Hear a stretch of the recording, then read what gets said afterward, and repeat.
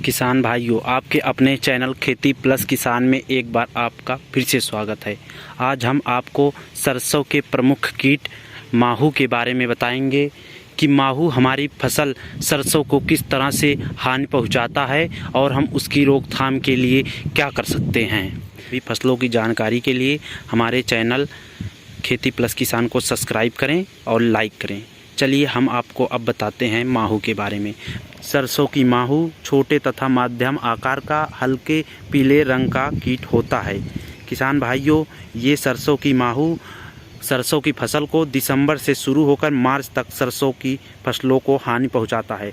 किसान भाइयों, जब हमारी फसल में फूल फली बनते समय वातावरण का तापमान 20 डिग्री सेल्सियस से कम हो जाता है और हल्का बादल और बारिश होता है, उसके बाद ये जो माहू होते हैं इनकी संख्या अचानक तेज़ी से बढ़ जाती है और हमारी फसलों को हानि पहुंचाते हैं। किसान भाइयों, ये कीट पौधों की पत्तियों, फल और फूल से रस चूसते हैं। पौधे धीरे धीरे पीले तथा पौधों में कर्लिंग हो जाती है। किसान भाइयों, इनकी संख्या अधिक होने पर ये पौधों पर हल्के गाढ़े रंग का चिपचिपा पदार्थ भी उत्सर्जित करते हैं। किसान भाइयों, ये हमारी फसलों की उपज भी कम कर देते हैं तथा सरसों के बीज में उपस्थित तेल की मात्रा को भी कम कर देते हैं। भाइयों, चलिए किसान भाइयों, अब हम आपको इसकी रोकथाम की विधि के बारे में बताएंगे। किसान भाइयों, सरसों की माहू की रोकथाम के लिए आप सबसे पहले अपने सरसों की फसल को सही समय पे बोएं। किसान भाइयों, सरसों की माहू से बचने के लिए आप अपने फसल को 20 अक्टूबर से पहले बोएं।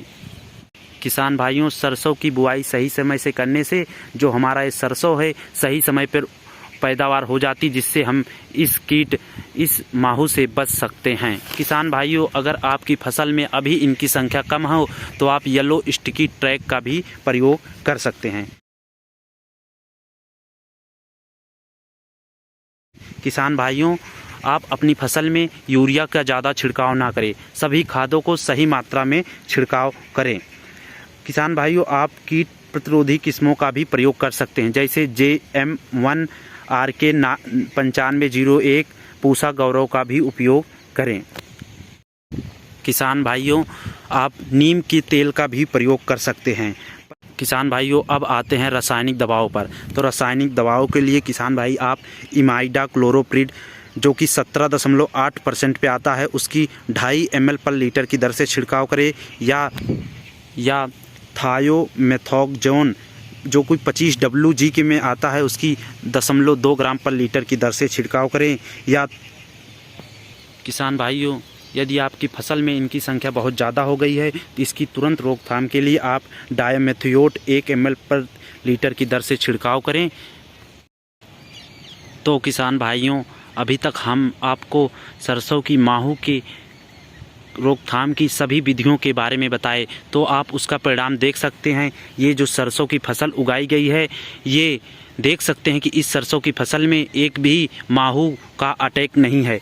तो किसान भाइयों, आप सही समय पर सही विधि का प्रयोग कर सही दवाओं का प्रयोग करके आप अपनी फसल को भी हानि से बचा सकते हैं और अपनी सरसों की फसल की उपज भी ज़्यादा कर सकते हैं। तो किसान भाइयों, ऐसे ही सभी फसलों की जानकारी के लिए हमारे चैनल को लाइक करें, सब्सक्राइब करें। हम आपको आगे इससे भी अच्छी से अच्छी वीडियो देने की काम करेंगे। तो किसान भाइयों, आप अब देख सकते हैं ये पूरी फसल